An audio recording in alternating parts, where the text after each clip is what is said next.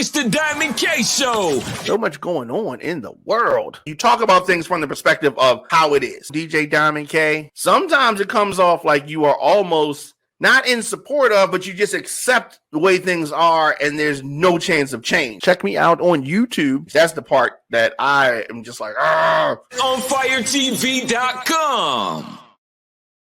Welcome back. You man, Diamond K in here, of course. TheDiamondKShow.com, onfire-tv.com. Happy Monday to everybody. A lot of things, as always, a lot of things to get into, a lot of things to talk about. I do want to shout out, let me drop this real quick.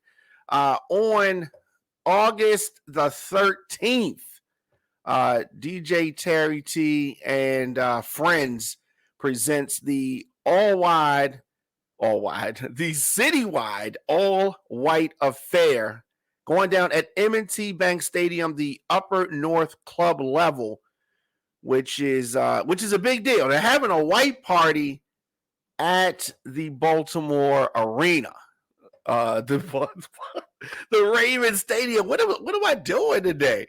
Let's start over. Terry T Productions presents the citywide all-white affair, as I said, Saturday, August the 13th, M&T Bank Stadium, 1101 Russell Street. Check this lineup out. DJ Terry T, DJ Kenny K, DJ Booby, Sean Marshall, Tommy Davis, DJ Drehart, Davon the percussionist, hosted by Dollar Bill, April Watts, Ryan the Lion, and Natural.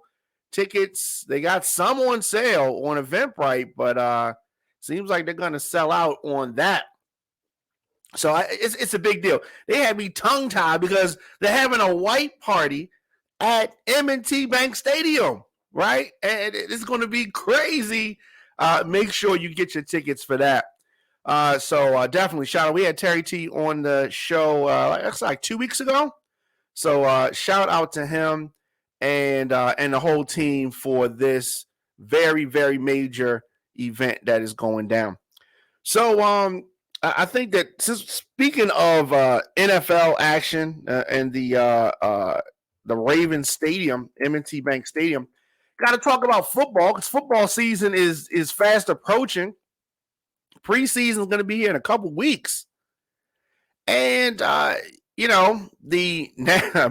with the Cleveland Browns. Deshaun Watson suspended for 6 games. We talked about this case and these allegations. So it is what it is now. We thought this was going to happen. Cleveland Browns quarterback suspended for 6 games after being accused by 24 women in Texas of what they're calling sexual misconduct during massage treatments. What does that even mean? Right? So they're saying that this is more egregious than any before reviewed by the NFL. So they're saying that the stuff that he's accused of doing is worse than anybody, and they've had people that have been accused of rape. So that's a hell of a statement for them to make. So this punishment was handed out by the disciplinary officer. So it fell well short of what the NFL had asked for, which was an open-ended suspension of at least a year for violating the league's personal conduct policy. But here's the thing. The Cleveland Browns just paid this dude a lot of money, the most money, guaranteed. Why would they send him home? Why would they send him home for a year? That doesn't even make sense. But NFL wanted more. This is what y'all got. The personnel conduct policy, the league's personnel conduct policy. Watson, of course, played 4 seasons with the Houston Texans right before being traded to Cleveland in the springtime back in March.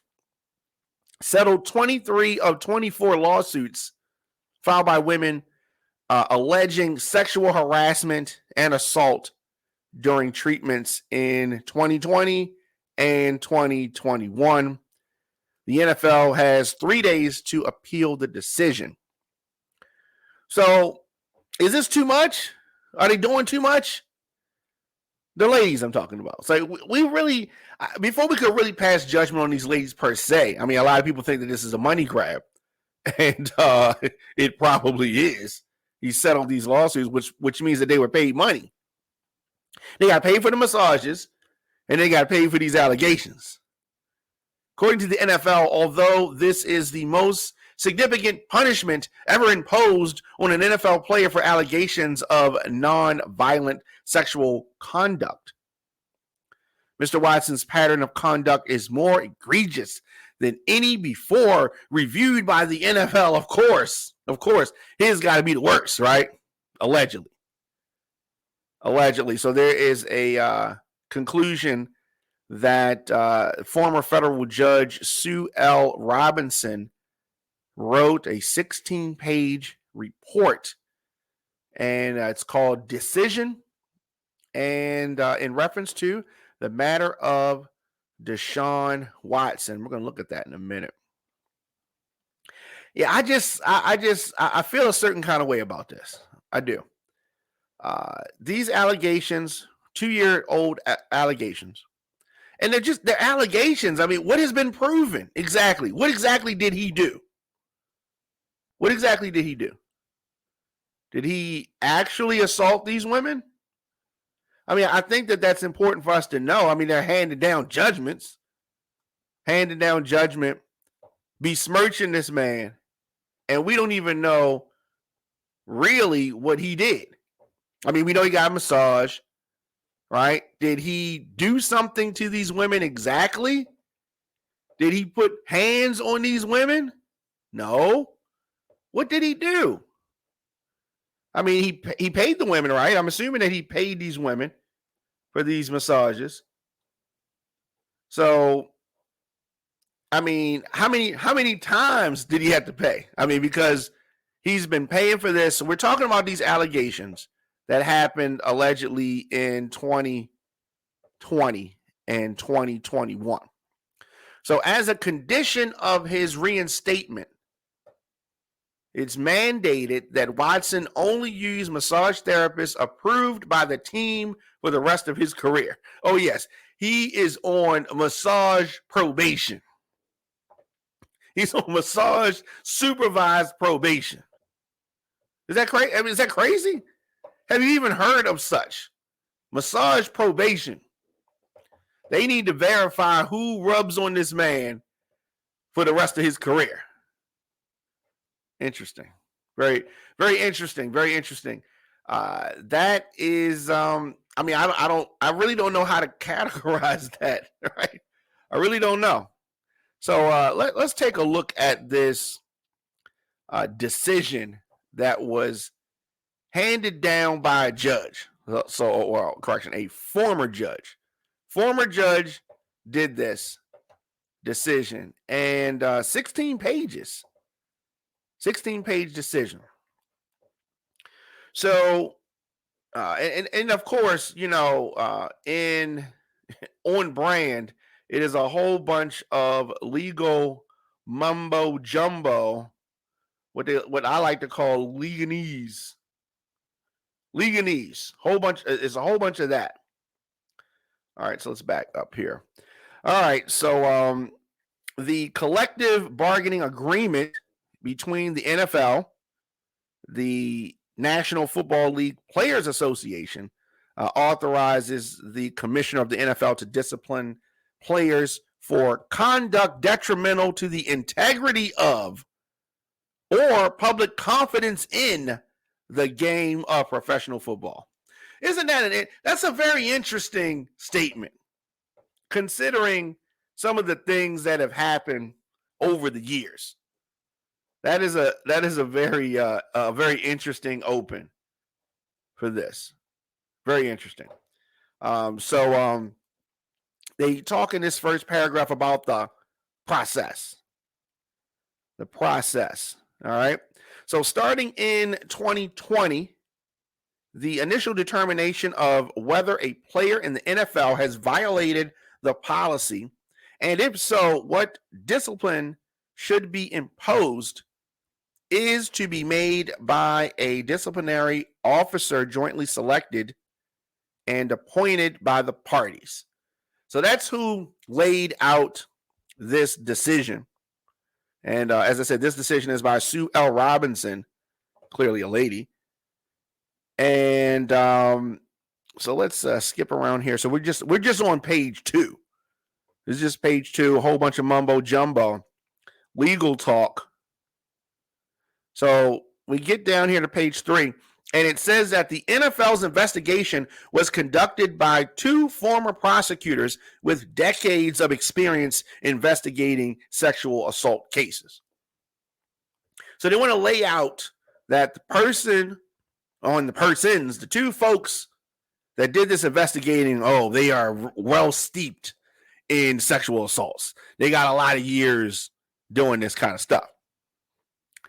So they say that although Mr. Watson allegedly worked with more than 60 massage therapists during the 15-month period beginning in the fall of 2019 through the winter of 2021, the NFL only investigated the claims of the 24 therapists suing Mr. Watson for damages. Okay, so I think that's important. So yes, he got a lot of massages, more than 60 different masseuses. Now, 24 of these women have come forward, 24 of more than 60. All right. And of these 24 complainants, the NFL investigators were only able to interview 12. All right. So they cut that number in half. They were only able to interview 12. And of those 12, the NFL relied for its conclusion on the testimony of 4 therapists. We're doing a whole lot of chopping up here. 4 therapists. All right. Now, these 4 therapists, as well as interviews of some 37 other third-party and substantial documentary evidence. So, they did this investigation. Now, it was over, I guess, potentially over 60 massage therapists that he had contact with. 24 have filed complaints. They were able to reach 12 of the 24, but they only relied on the testimony of 4. Right? That's kind of interesting. The math is crazy. So they have this investigative report along with the testimony of the investigators, comprise the NFL's case presented at the 3-day evidentiary hearing conducted pursuant to Article 46 of the 2020 Collective Bargaining Agreement. So the record before me also includes multiple exhibits identified during the hearing and the testimony of the sports chiropractor and psychotherapist who currently work with Mr. Watson. So yeah, so this was a serious thing. So they go on and they talk about the investigation, right? And here on page 4, they talk about the pattern of conduct described by the NFL, which includes the following steps. Here we're getting to what the issue is supposed to be. Mr. Watson identified himself from the outset of each encounter as a quarterback for the NFL via an Instagram inquiry for a massage. Mr. Watson requests were typically urgent, wanting to schedule a massage that day. He was not looking for a professional setting and often inquired as to whether the massage would be private. Mr. Watson admitted that he was not concerned whether the women were experienced massage therapists or even licensed. Of the 4 massage therapists who were the subject of this report, only 3 were licensed and operating their own businesses. The 4th therapist was working towards her license. So he's trying, is he trying to help out these girls? Is he saying, look, how you have those drivers on the road that have the little signs that say, bear with me, I'm a new driver? Does he deserve any kudos for saying, I'll take anybody? Doesn't even matter whether you have your massage L's, your massage license or not? No, they're pointing this out to say that he wanted more than a massage, and he didn't even care who was touching him. Therapists who are the subject of this report, remember there are 4 that they were really taking their word, and there were only 4, and only 3 are licensed.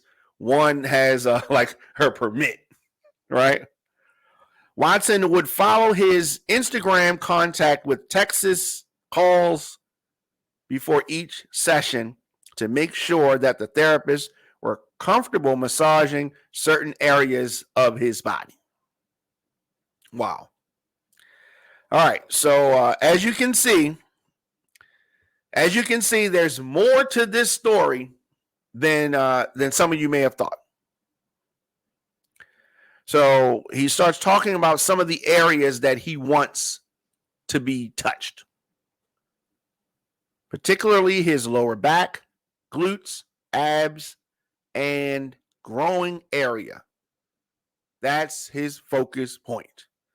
Mr. Watson requested that the therapist use a towel to cover his private parts rather than the more typically used sheet.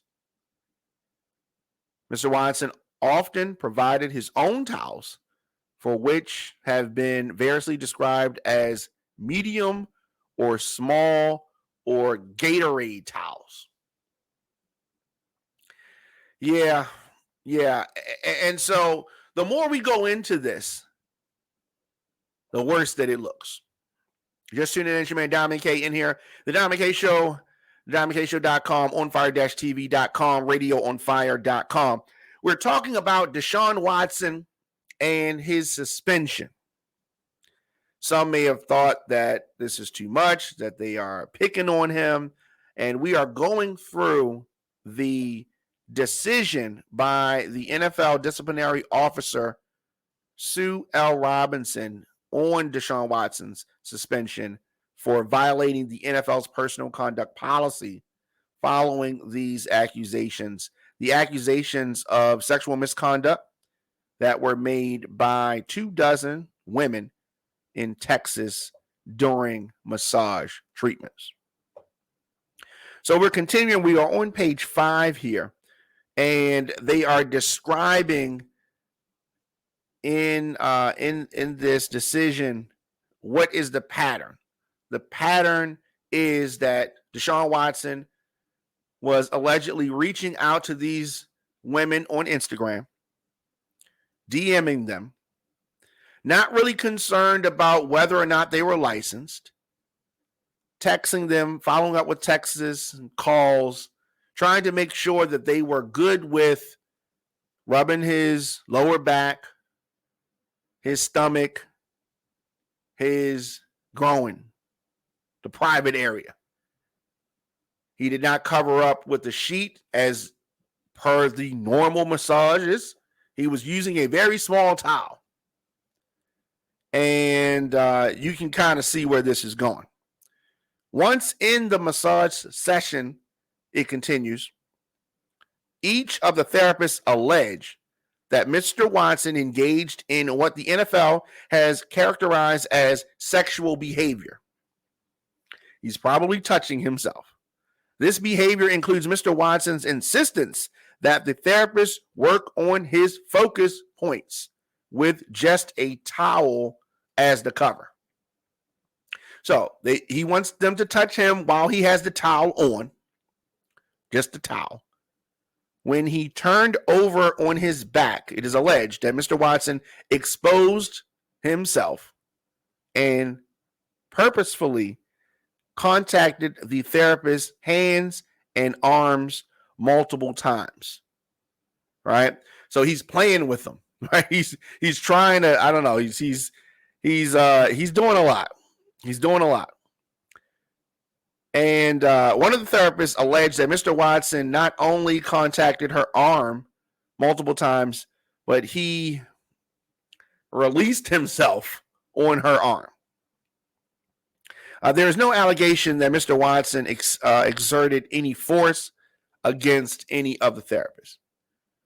So what is disturbing about this is that this is a sick pattern. This is very weird, right? It's not even that. It's like, I don't know if do you remember like Pee Wee Herman? You remember how like he just was going into public restrooms and just doing crazy stuff? This is kind of weird. This is kind of weird. It's not that the women felt like they were in danger per se. He's just doing freaky stuff in the presence of some type of a therapist. And the reason why he doesn't really care about it is because this is not really about him working on any injury. This is like a sick fantasy kind of thing. So this is the findings, and this is the page 5. So they talk about on page 6 conduct that qualifies as sexual assault. So what we just described is that sexual assault. So they go in and they actually talk about the conduct that qualifies as sexual assault. The record presented by the NFL to support its allegations of sexual assault includes many undisputed facts. For instance, there is no dispute that Mr. Watson used Instagram to contact these therapists and that he was clearly identified to them as a player for the NFL. And he did this through Instagram. There is also no dispute that he reached out for private massage sessions with women whose professional qualifications were unknown to him, nor were their professional qualifications explored by him. Mr. Watson always forecast his desire that certain areas of his body be massaged, including his lower back, glutes, abs, and growing area. In all 4 cases, the therapists were willing to go forward with the massage. However, none of the therapists were willing to offer massage services to him again. Finally, there is no dispute that Mr. Watson preferred a towel to the traditional used sheet for draping, and there should be no dispute that the medium or small size towel will more likely slip off, like whoops, towel slipped off, and more easier than a sheet, leaving the client exposed. Importantly, much of the alleged conduct is not in and of itself challenged as wrongful. And I think that that's important. So while I think that he clearly has some type of a problem, the conduct itself is kind of, while it's weird and it's not normal, but and that's why I think that they have a burden to really prove that this is sexual assault. I mean, him ejaculating on the girl's arm that's something there. That's kind of a borderline there. So Mr. Watson did not testify that he was aroused and inadvertently touched the therapist here. Instead, he has categorically denied the allegations. He has categorically denied all these allegations. He says that they're not true. It is his word against theirs. They all have the same word, though. So it is difficult to weigh into a complete denial. Right? He weighed against the credibility of the investigators, their testimony. He had a whole lot of issues with that. Moreover, the totality of the evidence, including the undisputed facts relating to Mr. Watson's use of a towel, his focal points, and the not uncommon experience of the therapist being in contact with his private area lends to support the conclusion. This is what Sue Robinson is saying, the disciplinary officer. She's saying that it is more probable than not that Mr. Watson did have erections and that he contacted the therapist as she claimed. So the officer is making an assumption that based on the facts at hand, based on the facts that he was barely clothed, or wasn't clothed, based on the fact that he just had this towel on him, she is making the assumption that he was aroused and that the things that the ladies are alleging actually happened. He says that they didn't. The massage therapists are saying that it did, and the disciplinary officer is siding with the therapist. So they talk about conduct that poses a genuine danger to the safety and well-being of another person. And they go in, and I think that this is one of the things that a lot of folks were talking about. What constituted as the women were in fear, right? Or why were they scared, right? And so they say that the therapists were fearful of Mr. Watson's ability to use his status as an NFL player to damage their professional careers. Furthermore, evidence identified by the NFL in support of this offense includes testimony from the 4 therapists. So these are the 4 therapists that are at the matter here, and really the focal points. One of the therapists told the investigators that she sought counseling after her session with Mr. Watson and is struggling to work. Of course she is. Of course. And this is his fault. This is his fault. He did this. And, while I don't know if I agree with this being the result, who am I to say what would happen, right? So another therapist reported that she was frustrated, upset, and embarrassed after the session. That's true. I can understand that. A third therapist testified that she changed her business practices and suffered from depression and sleeplessness as a result of the incident. I mean, that's a lot. But I mean, when you do wrong actions, when you do this kind of stuff, they can say pretty much anything and you got to go along with it. Who is just as crazy as he seems doing it? I can say whatever I want to say about these ladies, but if that's how they feel, what can we do? What can we say? What can we say? What can we say? So the 4th therapist remained uncertain whether she would continue to pursue a career in massage therapy. Maybe they weren't that good. Maybe they needed to get into another career.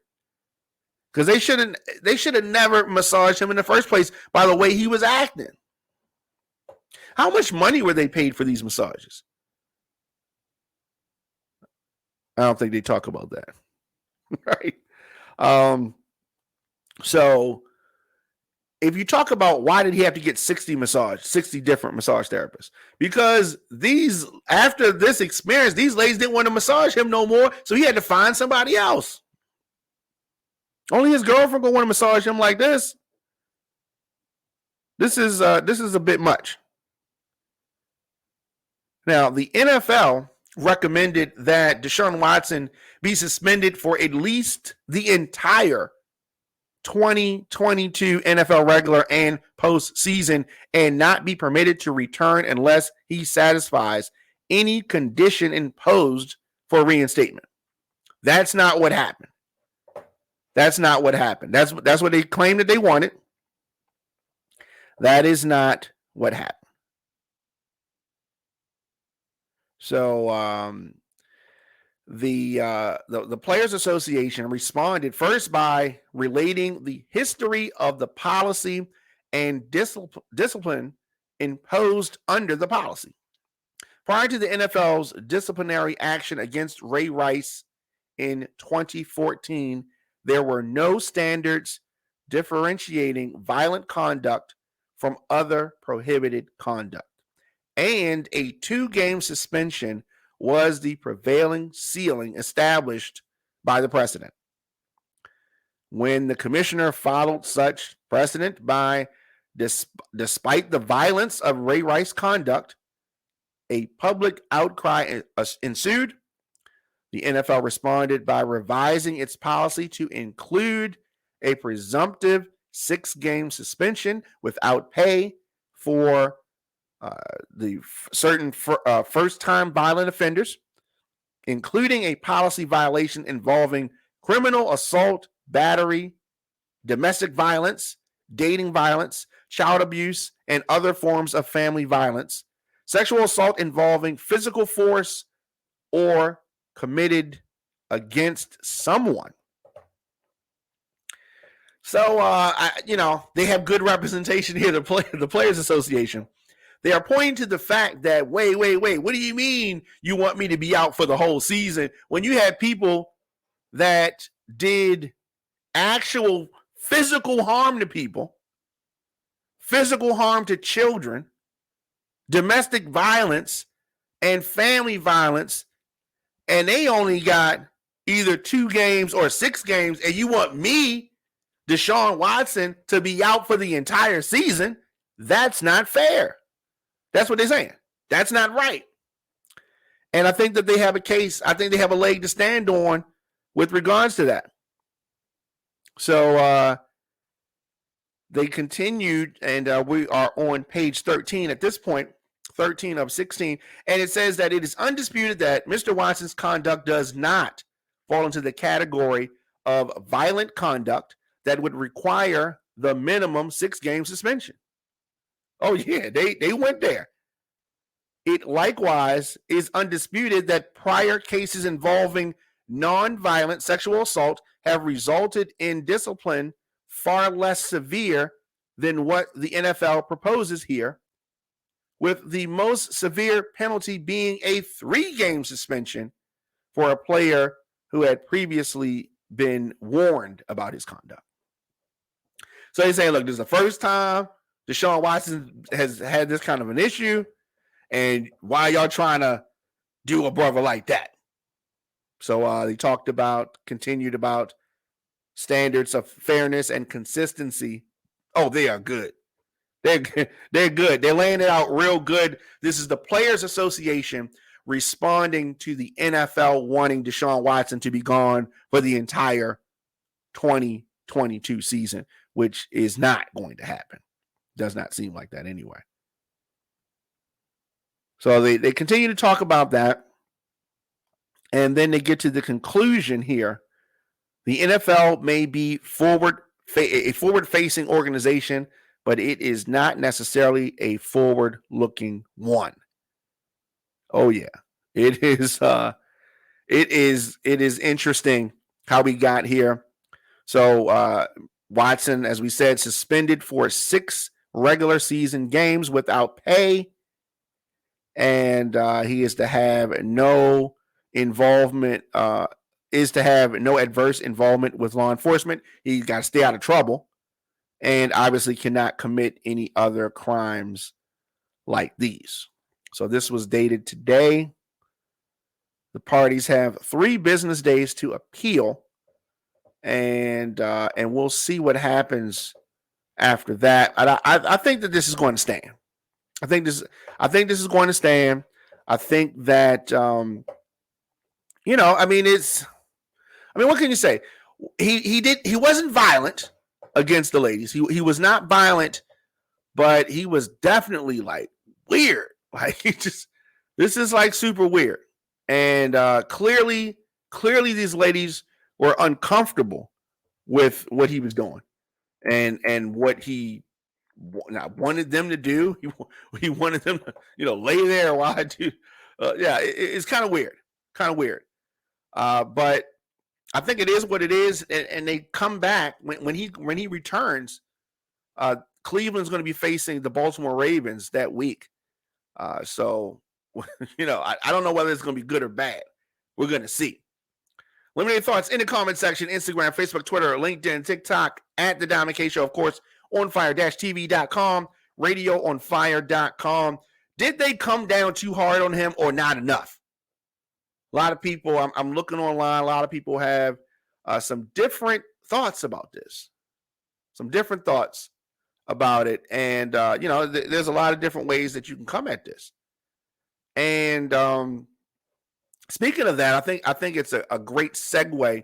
We're going to talk about problems, reoccurring issues with regards to weird and disturbing allegations. We're going to talk about the rapper Mystikal and the trouble that he's in right after this. This is the Diamond K Show on fire-tv.com. Visit onfiretv.com for live top stories, breaking news, and original shows. Welcome back. The citywide all-white affair goes down Saturday, August the 13th, brought to you by Terry T Productions. It's going to happen at M&T Bank Stadium, the Upper North Club level. It is official. 9 p.m. to 2 a.m. on the ones and twos. The legendary DJ Terry T, Kenny K, DJ Booby, DJ Sean Marshall, Tommy Davis, DJ Dre Hart, Davon the Percussionist, all hosted by Dollar Bill, April Watts, Ryan the Lion, and Natural. Get your tickets right now on eventbrite.com. So we're talking about Mystikal. Y'all remember Mystikal, right? Mystikal, the New Orleans rapper, allegedly raped a woman at his Prairieville home. He has been jailed without bond. So if you're saying, wait, is this an old story? Haven't we done this story already? You'd be right to think that, because we have touched on this before. Mystikal is from New Orleans. He's been accused of sexual assault twice in the past 20 years. He was booked on new charges after a woman reported being raped at his home over the weekend. According to records, they say that Michael Tyler, better known as Mystikal, was arrested yesterday and booked on several charges, including first-degree rape and false imprisonment. He is being held in jail without bond. Hearing is scheduled for tomorrow. Now, the arrest warrant detailed the violent assault, which allegedly happened Saturday and involved an acquaintance who was visiting his home. Documents say that Mystikal accused the woman of stealing $100 in cash from him before punching her, choking her, pulling braids out of her hair, and taking her keys and phone to prevent her from leaving. The victim said that she began looking all over Tyler's home for the missing money, hoping it would calm him down. During the search, she told deputies she stumbled upon a crystalline substance in a drawer, which investigators believe may have been meth. The woman also described Tyler as going through bizarre mood swings. One moment berating her over the missing money, the next moment becoming very apologetic and asking her to pray with him. It's at that point that Mystikal reportedly asked the woman if he could feel her. When she refused, the victim was pushed onto the bed and forcibly raped. After the assault, the report says that Mystikal again demanded the victim return the missing $100 through Cash App and gave the woman her phone so she could pay him. While she was setting up the payment, Tyler allegedly took the phone back, entered the amount of $150, and sent the payment to himself. After that, he gave the phone back, and the woman was finally allowed to leave. This is crazy. This is crazy. But this is the allegation, and of course, he is innocent until proven guilty. We have heard of this type of behavior from him before. The other case involved some woman allegedly stealing money from him, according to him. As the victim drove away, she phoned a friend who agreed to meet her at a Baton Rouge hospital. There, a sexual assault kit was performed on the victim, and deputies found injuries consistent with her description of the attack. Mystikal previously, as we talked about, faced, similar charges. Back in 2004, after sexually assaulting his hairstylist, he spent 6 years in prison following the arrest and registered as a sex offender upon his release. He was arrested again in 2017, surrendering himself to police after learning there was a warrant for his arrest related to an assault that allegedly happened at a Shreveport casino. The charges from the 2017 allegations were eventually dropped. He was released from jail on $3 million bond. His full list of charges includes first-degree rape, false imprisonment, domestic abuse battery, strangulation, simple robbery, and simple criminal damage to property. So they're claiming in the sheriff's office that despite his fame, he is not being treated differently. He didn't show the victim any sympathy, and he won't get any sympathy or special treatment here. He will be in general population and incarcerated like anyone else. Police said that after searching his home, deputies found multiple drugs. Tyler will be booked on additional charges for possession of meth, marijuana, Xanax, heroin, and other drug paraphernalia. I mean, I don't know what to say. I don't know what to say. This is a real unfortunate thing. He did a lot, and Jeremiah summed it up well. He is an idiot. Mystikal. I mean, he had a lot of hit songs. I've seen him perform a few times. I met him once. Seemed pretty cool. Didn't seem like this was how he got down, but clearly he has a problem. And I guess this is not technically 3 strikes because the one case from 2017 was dropped, but this is not a good look. This is not a good look. Clearly he has a drug problem.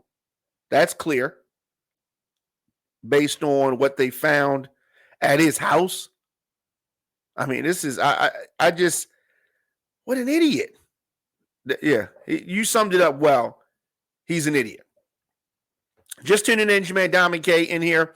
TheDiamondKShow.com, onfire-tv.com, radioonfire.com.